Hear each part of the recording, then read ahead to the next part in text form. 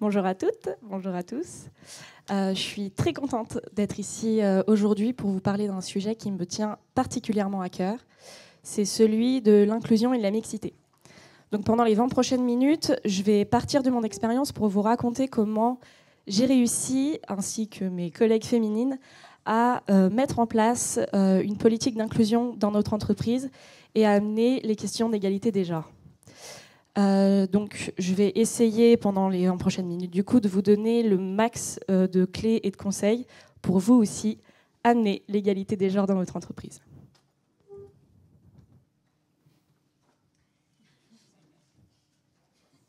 Et ben non. Et voilà. C'est pas grave. Ce qu'il faut savoir, c'est qu'en moins d'un an, l'effectif féminin de ma boîte a plus que doublé. Comment est-ce qu'on a fait? Est-ce que c'est de la sorcellerie? Non. En fait, tout ça, c'est le résultat de mesures inclusives qu'on a mis en place et je vais vous dire comment on a fait.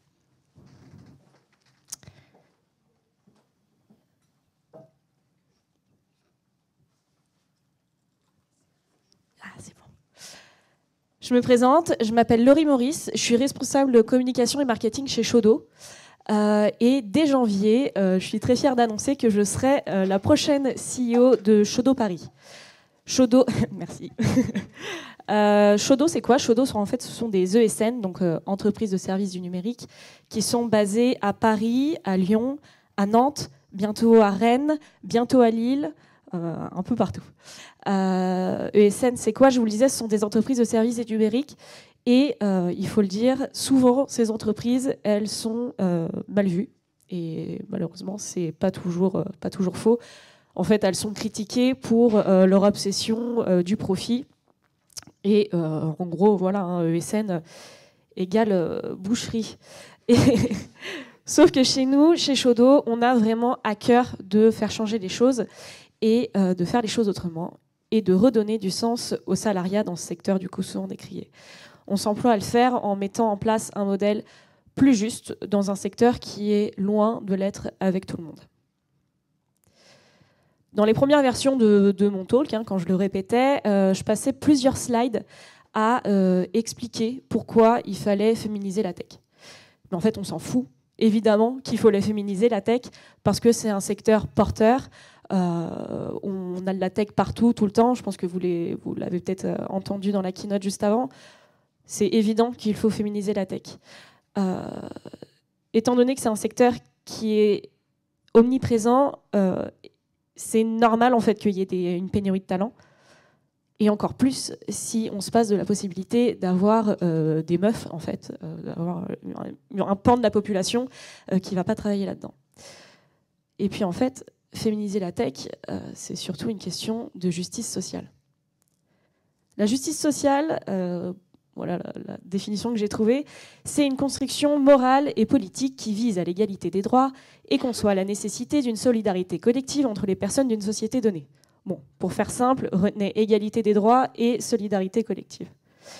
Et puis en fait, la justice sociale, moi, c'est un argument auquel je suis particulièrement sensible, puisque c'est là-dessus que le modèle de ma boîte se base. Alors c'est bien beau ce que je suis en train de vous dire, mais concrètement ça donne quoi? Et pour l'égalité des droits, chez nous, c'est par exemple une grille de salaire fixe et transparente qui va être indexée sur les années d'expérience de chacun et chacune. Ce qui va éviter en fait les discriminations en tout genre, celles qu'on connaît bien, comme par exemple l'écart de salaire à l'embauche entre les hommes et les femmes, ou la non-augmentation au retour d'un congé mat. Puis pour la solidarité collective propre à la justice sociale, je le disais, nous, on l'implémente grâce à une plus juste redistribution des richesses avec l'ouverture du capital à toutes et tous les collaboratrices. En fait, on est toutes et tous associés au capital de notre entreprise. Donc ça, ce sont des mesures d'égalité, oui, c'est sans conteste, mais en fait, on ne peut pas parler pleinement de justice sociale sans s'attaquer au chantier de l'égalité des genres. Donc même si notre modèle était déjà plus juste, il ne traitait pas directement de ces questions-là et il était nécessaire d'évoluer pour continuer d'aller plus loin dans notre volonté de bouger les lignes dans le monde du travail et dans la tech. Mais comment faire? Et bah, abracadabra, j'invoque le pouvoir des concernés. En fait, en tant que femme dans la tech, j'ai pu de façon légitime aller parler de cette problématique aux 2 cofondateurs de mon entreprise. En fait, ce que je veux dire par là, c'est que en tant que femme, vous faites partie de celles qui sont concernées par ces questions de discrimination des genres. Et même si vous n'avez pas, je vous le souhaite en tout cas, la sensation de subir au quotidien ces discriminations, vous êtes plus que légitime pour aller défendre votre propre cause. Moi, ce que j'ai demandé pour commencer au départ, c'est la possibilité de créer un groupe en non-mixité, avec du temps de réunion financé par la boîte. Moi, je travaille à la com, mais en fait, il me semblait évident de devoir me réunir avec les développeuses, avec les techs, en fait, qui sont, elles, sur le terrain pour trouver des solutions pour nous toutes. Ce qu'il faut savoir, c'est que c'est déjà dans l'ADN de notre société de nous réunir sur du temps de travail. En fait, on dispose déjà de temps pour pouvoir échanger et partager ensemble, et ça vraiment sur le temps de travail. Mais là, ma condition à moi, c'était qu'on puisse le faire qu'entre meufs. Faire un petit résumé de la réaction de mes boss. Donc ça, c'est ma proposition. Ça, c'est leur réaction. Pour celles et ceux qui n'ont pas la ref, c'est la pub Milka avec la marmotte qui met le chocolat dans le papier d'alu, et ils m'ont répondu, mais bien sûr, en fait, ils n'étaient pas trop chauds au départ, mais du coup, je vais vous donner les arguments avec lesquels j'ai réussi à les convaincre. Ce qu'il faut savoir déjà avec les réunions non mixtes, c'est que, qui plus est féminine, c'est qu'il n'y a rien de nouveau sous le soleil. Ça existait déjà sous la Révolution française. Mais en fait, quel est l'intérêt de mener des réunions en non-mixité ? Eh bien, pour éviter plusieurs phénomènes comme le man-interrupting. D'après une étude britannique, les hommes accaparent 75% du temps de parole en réunion. Dans une autre étude, on apprend que dans 96% des cas, ce sont les hommes qui interrompent la parole des femmes. C'est quand même pas vraiment évident, du coup, d'en placer une quand on est une meuf. Avec les réunions non mixtes aussi, on va éviter le mansplaining et notamment quelque chose que moi j'appelle le syndrome du chevalier blanc. En fait, ça va être des hommes qui veulent vraiment bien faire, il n'y a pas de doute là-dessus, mais qui vont s'accaparer nos problématiques, s'exprimer en notre nom, et en fait, ils vont finir par nous confisquer la parole et par nous invisibiliser, alors qu'ils voulaient être des alliés. Donc en fait, c'est une forme de mansplaining. Pourquoi ? Parce qu'ils vont en fait aller à notre place expliquer nos problématiques. On va aussi éviter le fameux not all men. Là, les hommes qui vont nier notre réalité, le côté systémique du sexisme en disant oui, mais moi, je suis pas comme ça, donc tout le monde n'est pas comme ça. Voilà, relou. Et enfin, on va éviter le syndrome de Cassandre. Donc, pour la petite histoire, Cassandre, c'est la fille du roi de Troie. Elle prédisait l'avenir, elle se trompait pas, mais pourtant, personne ne l'écoutait. En gros, le syndrome de Cassandre avec nous, chez nous, ça va être quand on nous répond « Ah, mais ça va, t'exagères, t'en fais des caisses, c'est pas méchant. » En fait, quand on va aller parler, rapporter le comportement craignos d'un mec. En fait, c'est quand on nous discrédite quand on est une femme. Et ça, il y a de quoi s'arracher les cheveux. Et en fait, ce genre de réunion-là, ça choque personne. Donc, pourquoi ça devrait choquer quand... maintenant, si, heureusement, ça nous choque un peu plus, mais là, en fait, ça passe et il n'y a pas de problème. Donc, en fait, pourquoi nous, ça choquerait quand on se réunit entre meufs ? Une fois l'idée des réunions en non-mixité acceptée, en réunion non-mixité financée sur le temps de travail acceptée, ça a pu être le début des travaux de la sororité. Donc, comprenez sororité version Chaudot. On aime bien les jeux de mots un peu rigolos chez Chaudot. Bon, là, il manque du monde sur la photo, parce que, comme je vous le disais, les mesures d'inclusion, ça fonctionne plutôt bien. Donc, on a pu doubler les effectifs. Il va falloir qu'on fasse une petite photo en 2024. De ces réunions ont découlé plusieurs idées, notamment le congé menstruel. Toute personne menstruée sait à quel point il peut être difficile d'assurer une journée de travail en période de règles. C'est une réalité, c'est comme ça. Et pourquoi, en fait, on aurait à devoir faire semblant de travailler quand on ne le peut pas ? Parfois, nos règles nous empêchent d'être assez en forme pour assurer une journée de taf, et c'est comme ça, en fait. Comment il fonctionne le congé menstruel chez nous ? Eh bien, en fait, pour chaque personne menstruée intégrée, il y a 10 jours qui sont mis dans une cagnotte. Et toute personne menstruée peut du coup aller se servir dans cette cagnotte sans avoir à se justifier. On ne demande pas de justificatif. En donnant la possibilité d'aller piocher dans la cagnotte et de donner aux femmes de Chaudot la possibilité du coup de prendre un ou plusieurs jours, c'est une question d'assurer l'équité. Parfois un jour ne suffit pas quand pour d'autres il n'y a pas besoin de jours. Et puis en fait, avec ce congé menstruel, on assure aussi l'équité avec les hommes. On reconnaît la réalité du corps de la femme et c'est un signal fort et clair qu'on voulait envoyer au monde de la tech. Si vous aussi, vous avez envie de mettre en place un congé menstruel dans votre boîte, vraiment, attendez-vous à avoir de la résistance. À titre perso, ça a été la mesure la plus compliquée à faire passer auprès des décideurs. Alors que pourtant, ils étaient quand même assez sensibilisés. Mais parce que je pense qu'en fait, là, on touche à la faiblesse d'aller négocier avec des personnes qui, malgré toutes leurs bonnes intentions, ne sont pas concernées directement par la situation. Et puis aussi, peut-être que le congé menstruel, c'est une vision un peu moins habituelle du féminisme, où on aurait tendance à vouloir invisibiliser le corps de la femme pour ne pas induire l'idée qu'on pourrait être affaibli par ce corps, justement.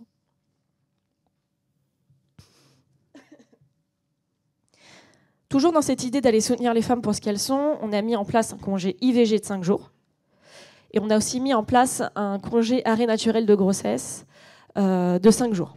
Donc dans notre convention collective, pendant qu'on est en train de mettre en place nos mesures, il y a eu un décret qui a mis en place 3 jours de congé arrêt naturel de grossesse. Nous c'est 5. Et puis en fait, nous, la différence aussi, c'est que ces congés, ils sont aussi bien accessibles à la personne qui va endurer physiquement la situation qu'au partenaire. En gros, si la partenaire d'un salarié Chaudot venait à faire un arrêt naturel de grossesse, eh ben, le salarié Chaudot aurait aussi 5 jours sans travailler pour se remettre de ça. Pendant la grossesse, on a accentué le télétravail du coup, pour les femmes enceintes. Pour la maternité, on a maintenu le salaire durant le congé maternité et ce dès la première année. Ce qu'il faut savoir, c'est que dans notre convention collective, il faut attendre d'avoir 1 an révolu pour pouvoir avoir son salaire de maintenu. Et puis aussi, ce qu'on a fait, c'est qu'on a mis en place un retour au travail en douceur. Le congé maternité, juste pour se mettre dedans, c'est 16 semaines, donc 4 mois à être coupé du travail. Un accouchement, une vie qui change avec l'arrivée d'un bébé, ça mérite une petite reprise adaptée. C'est pour ça que nous, pendant 1 mois, on a mis en place donc, un planning de travail allégé à raison de 4 jours par semaine et de 6 heures par jour. Donc 24 heures par semaine. Il y a un autre sujet aussi qui nous tenait à cœur, c'est celui de la parentalité, parce qu'on estime qu'il est le berceau des inégalités dans le couple hétérosexuel. Ce qu'il faut savoir, c'est que dans la tech, une femme a 2 fois plus de chances de partir après 8 ans de carrière. Il y a du coup un problème de fidélisation, là c'est évident, on peut l'expliquer de plusieurs façons, mais c'est incontestable que la maternité et les inégalités de charge mentale qu'elle implique, ils sont pour quelque chose. En fait, c'est pour ça qu'on a cherché un moyen d'alléger la charge mentale des salariés Chaudot, notamment en mettant en place une prime compensatrice de congé parental. Le congé parental, c'est quoi? C'est un congé en plus du congé paternité et maternité.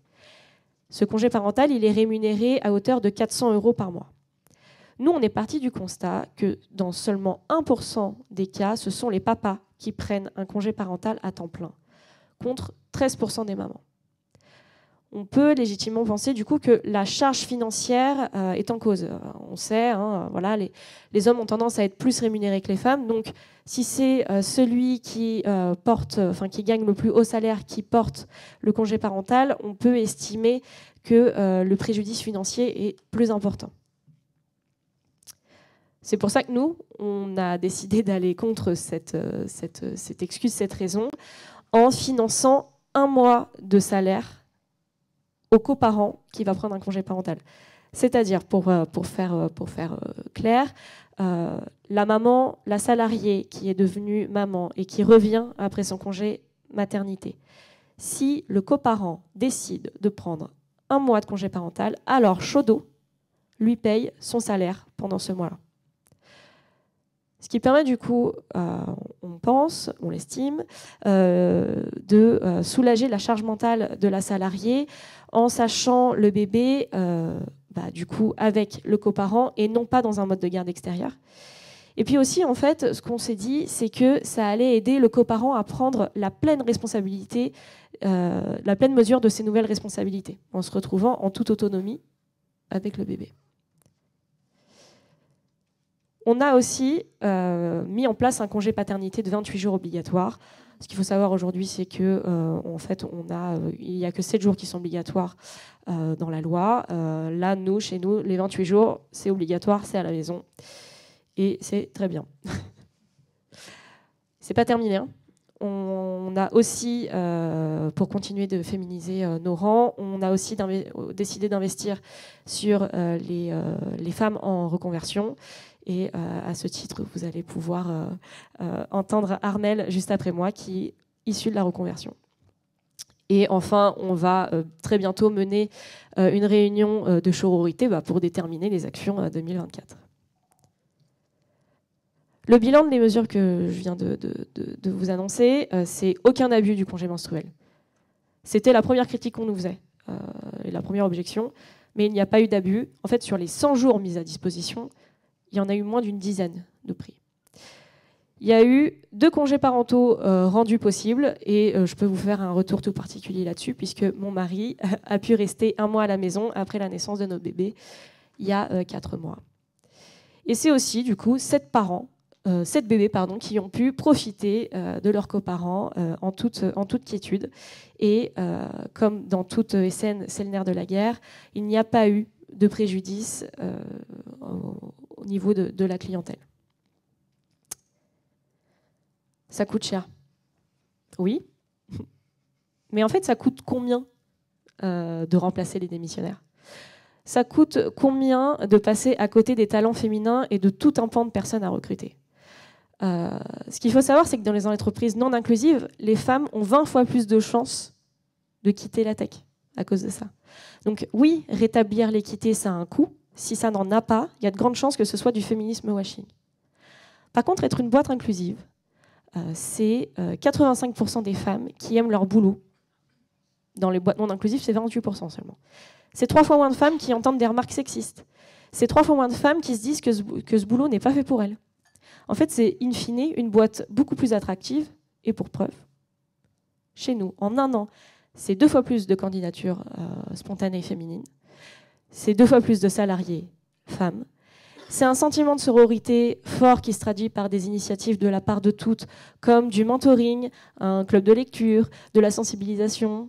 Et c'est aussi, et c'est important de le dire, une fierté partagée aussi bien par les mecs que par les meufs de la boîte. Alors j'ai bien conscience que j'avais la chance déjà d'être dans une boîte qui avait fait une énorme partie du chemin, puisque elle était déjà soucieuse du bien-être de ses salariés au global. Mais n'hésitez pas à nous citer, en fait, pour aller ouvrir la fenêtre d'Overton. En gros, si vous allez, en nous citant, vous allez pouvoir aller dire, tu te rends compte, ils ont mis en place le congé menstruel, ils sont allés jusque-là, peut-être que nous, on pourrait réfléchir à mettre en place des mesures un peu plus inclusives. Et puis en fait, citez-nous, parlez de nos mesures, parlez des résultats, et ils ne pourront plus dire qu'ils ne le savaient pas.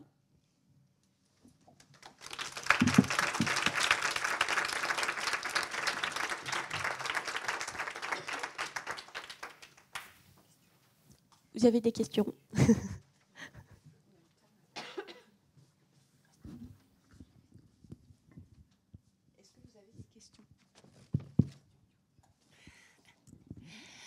Bonjour. Donc merci pour cette présentation. C'est super intéressant, effectivement, en termes de mesures, on va dire, concrètes. Moi, j'avais une question. Vous parlez de 2 fois plus, mais vous êtes partie de combien et vous êtes à combien de pourcentage de femmes, du coup, aujourd'hui? Alors, en pourcentage, je ne pourrais pas te dire. On est parti de 9 femmes à 21 aujourd'hui, donc en 1 an. Si on est, à l'époque, on était 80 pour 9, et là, aujourd'hui, on est 117. En tout.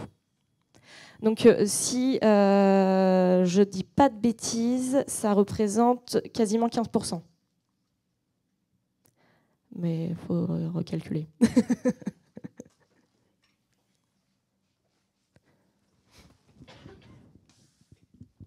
Bonjour, merci beaucoup. De rien.